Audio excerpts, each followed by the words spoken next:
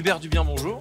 Bonjour. Alors dites-moi si vous deviez emmener, peut-être ça se produira jamais, mais sait-on jamais, un seul fromage sur une île déserte avec vous seul, quel fromage vous choisissez précisément? Déjà, je serai en difficulté pour en emmener qu'un, mais forcément, mon fromage de cœur, ça reste la Fourme de Montbrison. Et je l'emmènerai avec moi. Ça va être compliqué de faire du commerce dans ces conditions-là aussi, quoi, hein. Ça va être compliqué de faire du commerce, c'est ça. Mais normalement, je vous rassure, ça n'arrivera pas.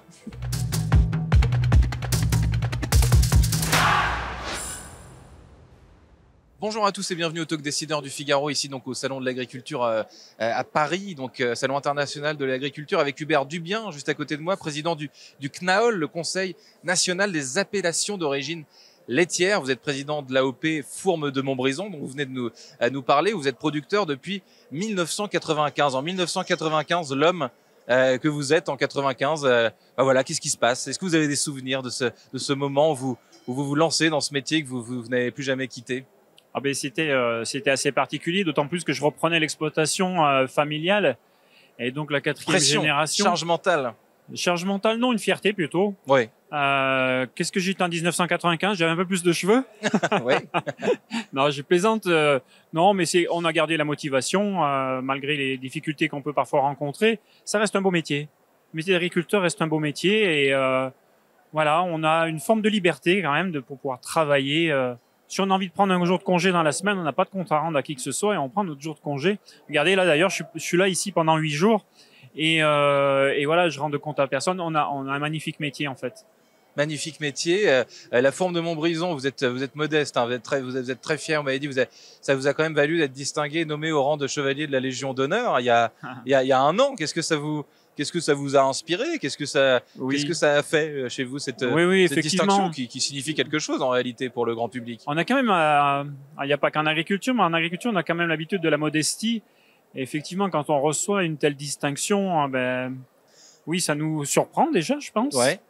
Et puis, c'est peut-être aussi la récompense, faut peut-être y voir la récompense de l'investissement au service des collectifs que j'ai pu avoir dans plein de domaines en fait. Et voilà, je le prends comme ça avec gaieté de cœur. Mais voilà, on se dit que des fois, il y en a peut-être d'autres qui mériteraient autant que nous. Ouais, mais on le prend quand même avec bonheur. Et surtout, j'imagine, vous parliez de cette tradition familiale, de cette existence qui remonte bien avant de votre naissance. Il y a aussi, j'imagine, une part de fierté, c'est un terme que vous avez employé, pour tout le travail accompli avant.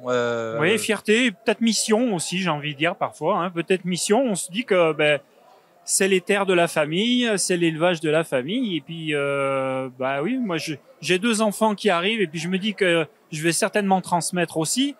Et voilà, la vie continue comme ça. C'est ça les territoires ruraux aussi, cette capacité à transmettre.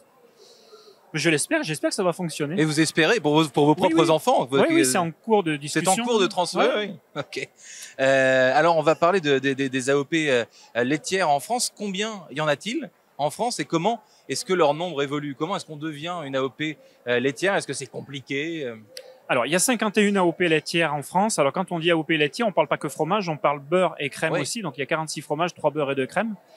À côté de nous, il y a aussi les IGP. Il y a 11 IGP, fromage et une IGP crème, qu'on accompagne aussi dans les aspects techniques. Comment on devient? C'est un processus. C'est un processus qui est long. Est-ce qu'on postule? Est-ce que c'est... Oui. C'est la volonté du territoire, en fait. Là, on vient de le vivre, par exemple, pour le Motet-sur-Feuille. Le Motet-sur-Feuille vient d'obtenir une appellation d'origine contrôlée, donc la reconnaissance française. Je me souviens plus exactement le nombre d'années, mais c'est plusieurs décennies. Ils ont mis pour arriver à faire reconnaître ce produit comme une appellation d'origine contrôlée. Il faut faire de la démonstration de l'authenticité du produit, de son histoire. Donc, du savoir-faire aussi particulier sur un territoire donné, sur une zone géographique donnée. Ça demande beaucoup d'études, de recherche. Oui, c'est ça. Et donc, ça prend du temps. Il y a une histoire qui est mise sur le papier. Sur un territoire donné. Voilà. Un savoir-faire particulier. Et voilà, ça prend un temps de fou, quoi, quelque part. On peut voir des fois que des territoires abandonnent un petit peu, se disent on n'y arrivera jamais, quoi. Et là, typiquement, l'année dernière, on a eu le Motet-sur-Feuille qui s'est retrouvé appellation d'origine contrôlée au bout du processus. Et donc, ils seront, je l'espère, très bientôt appellation d'origine protégée quand le cahier des charges sera validé par l'Europe. Donc ça prend du temps, c'est de l'histoire, vous l'avez dit, beaucoup de process, hein, beaucoup de travail et in fine ces 3 lettres, c'est des lettres de noblesse pour les professions. Mais vous imaginez bien que quand on passe autant d'années à le faire reconnaître, oui, je pense qu'on peut parler de lettres de noblesse, oui, très clairement. Et de fierté. Et de fierté, bah oui, bien sûr. En matière de fromage, donc je vais me concentrer sur le fromage, pardon, parce que voilà, on est quand même bien accompagné sur cette table au Salon international de l'agriculture avec votre fourme de Montbrison. Est-ce qu'il y a des tendances en France, des fromages qui marchent, pardon, je fais comme si on était dans le textile, mais de la même manière que dans le vin, il y a certaines régions, certaines appellations qui sont à la mode, d'autres qui le sont moins, qui sont parfois un peu oubliées. Est-ce que le fromage, c'est la même logique? Il y a des cycles, des tendances, des modes? Oui, forcément, dans la perception du goût des consommateurs, on voit parfois que les choses peuvent évoluer. Typiquement, là, on est sur une pâte persillée, sur AOP Fonte de Montbrison. Oui, on a observé que pendant 10-15 ans, la pâte persillée avait peut-être un peu moins d'attrait. Et là, bizarrement, depuis quelques années, on observe que c'est plutôt l'inverse. Ça a tendance à repartir un petit peu. Voilà. Le tout pour nous, c'est de garder le produit comme il était historiquement, quoi. Mais oui, il peut y avoir des tendances. Donc il y a des tendances et des cycles, alors que le produit, lui, ne change pas. Il y a des tendances aussi dans j'ai envie de dire, l'art de consommer le produit. C'est-à-dire qu'un produit comme celui-ci, historiquement, on l'utilisait pas en cuisine. Et aujourd'hui, il est très consommé en cuisine. Donc voilà, c'est une autre approche de la consommation du fromage. Ouais. Et alors, moi, c'est le cas pour Montbrison, mais c'est le cas sur beaucoup d'appellations où on consomme différemment, quoi. À nous aussi de nous adapter et de proposer le produit, même s'il est sous cette forme-là, mais de l'accompagner de comment on peut le consommer demain. Et le fromage en plateau, que ce soit à domicile ou que ce soit en restauration collective ou même dans les restaurants, le fromage se consomme plus de la même manière. Ça fait partie des effets de mode. Et comme le vin, je faisais un parallèle avec le vin, mais c'est exactement pareil. Hein. Oui. Les consommations changent et c'est à vous, avec le même produit, parce que typiquement de vous le adapter. vin à table ou le vin à l'apéritif. Voilà, c'est 2 nuances de consommation. 2 nuances de consommation. Alors, la filière évolue comment année après année depuis, vous la connaissez par cœur depuis 30 ans, mais qu'est-ce que vous remarquez comme spécificité, comme évolution profonde? Ce qu'on observe, nous, c'est qu'en fait, il faut être en capacité de communiquer. Si on est en capacité de communiquer, notre produit, on le vend. Et voilà, c'est peut-être là qu'on n'est pas forcément bien. Notre capacité à communiquer, la communication, c'est onéreux et voilà, c'est souvent l'aspect budgétaire. Si aujourd'hui on dit à l'Europe on a besoin de communiquer sur nos appellations, accompagnez-nous, ou si on le dit à la France, à notre ministère, c'est pas pour rien.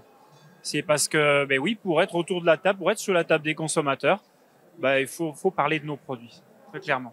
Ouais, c'est le nerf de la guerre. Alors j'allais vous parler de l'international, mais vous allez me dire, est-ce que c'est facile? Est-ce que ça se fait d'exporter ce fromage par exemple là à l'international dans les pays voisins, aux États-Unis? Enfin, j'en sais rien. Alors, je vais évoquer 2 niveaux peut-être. Le niveau européen déjà. Ouais. Le niveau européen où peut-être c'est un petit peu plus facile de vendre nos produits. Après, quand on va à l'extérieur, vous connaissez les problématiques des accords de marché, les problématiques de protection. Les AOP, on n'a pas envie qu'elles soient copiées. C'est un savoir-faire qui est identifié à un territoire. Voilà. Et ça, on veut le garder chez nous. Et quand on va commercer, quand on va vendre nos produits à l'extérieur de nos frontières européennes, on a besoin d'être protégé. Ce savoir-faire, ces méthodes traditionnelles ont besoin d'être protégées. Et quand on va commercer à l'extérieur, via les accords de marché, ça doit être inclus. Et ça, c'est pas toujours facile. C'est comme le secret industriel, dans une certaine mesure. C'est exactement ça. Ouais. Exactement ça. Quand on met 20 ans ou 30 ans pour obtenir une appellation, c'est pas pour qu'elle soit copiée à l'extérieur, quoi. Donc, et puis en plus, ça peut être des copies qui soient troubles et qui ne reflètent pas la qualité du produit. Donc, on essaye d'être vigilant. Alors, je dirais pas que ce soit un facteur limitant pour aller commercer dans d'autres pays. Voilà, vous entendez ces jours en plus un sujet d'actualité avec les droits de douane qui pourraient nous impacter violemment et nous poser un véritable problème. Typiquement, là, on est sur les 100 ans du Roquefort. Roquefort qui est un produit qui est exporté. Oui. J'ai discuté avec des représentants du Roquefort les jours derniers qui me disaient mais il suffirait qu'on arrive, on est à 1-2% de charge, ils nous mettraient à 5%, c'est fini, on vend plus de Roquefort aux États-Unis. Ouais. Donc, c'est des sujets d'actualité, mais c'est difficile de dire cette année, on va vendre tant de tonnage. Le contexte géopolitique fait que c'est pas facile. Ouais. Et c'est amusant parce que je caricaturais en parlant en tirant des ficelles avec le monde du vin, voire avec le monde du textile. Mais là, ce que vous venez de me dire, en gros, c'est que de la même manière qu'on ne peut pas copier un sac, que Saint-Laurent ou Hermès ou des marques comme ça de prestige font très attention aux copies qui peuvent être faites. C'est c'est exactement pareil pour le fromage. C'est-à-dire que on veut pas qu'il y ait de mauvaises copies de ce fromage. Exactement. Ça nous ferait déjà non seulement une mauvaise pub, mais ça perturberait notre marché. Ouais. Le salon de l'agriculture, le salon international de l'agriculture où nous nous trouvons actuellement, là, en plein milieu du stand, de votre stand d'ailleurs, avec quelques vaches et quelques animaux et évidemment beaucoup de visiteurs. C'est un rituel pour vous ce salon depuis combien de temps? Ah ben on peut pas être absent. Très clairement, c'est obligatoire. C'est le rendez-vous de l'année. Oui, effectivement, c'est un rendez-vous. Alors il y en a d'autres. Il y a Cournon. Il y a Sommet de l'élevage à Cournon, il y en a d'autres, mais oui, le salon, c'est une vitrine. Il s'appelle Salon international, c'est pas pour rien. On peut y rencontrer des délégations étrangères. Ici, d'ailleurs, on va recevoir des parlementaires européens, on va recevoir des délégations étrangères. Donc oui, on doit être présent forcément.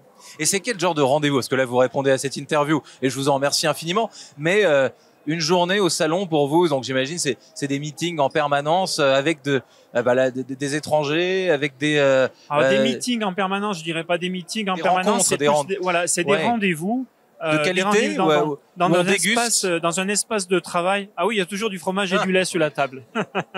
Ça c'est normal. C'est des rendez-vous plutôt plus privatifs ici. Ils peuvent se dérouler sur d'autres espaces aussi où on va rencontrer des partenaires. Typiquement les viandes sous AOP par exemple. Voilà, ce sont des partenaires, on travaille avec eux. Des collègues qui ont la même exigence pour des produits différents. Où on partage des problématiques communes et on va de l'avant ensemble aussi pour porter à l'échelle européenne notamment nos problématiques. Alors Hubert Dubien, ce salon, il évolue comment selon vous après année? Il nous reste 30 petites secondes. Qu'est-ce que vous inspire ce salon après année? Comment il change en bien ou moi, très clairement, depuis que je participe au salon, et ça fait déjà quelques années, moi je vois une forme d'adaptation permanente. On cherche à s'adapter à ce que nos visiteurs attendent, à ce que nos partenaires attendent, à ce que les institutions attendent. Et franchement, on a un espace magnifique pour travailler. Hubert Dubien, merci d'avoir répondu à mes questions pour le Talk Décideur du Figaro. À très très vite, donc sur vos terres, la fourme de Montbrison qui est devant nous. Merci infiniment. Je peux vous faire très rapide. Une découpe de la fourme de Montbrison parce qu'il y a un style. Allez-y, très rapidement, car nous avons 13 minutes normalement et pas une seconde de plus. Et pour la fourme de Montbrison, magnifique. Merci infiniment.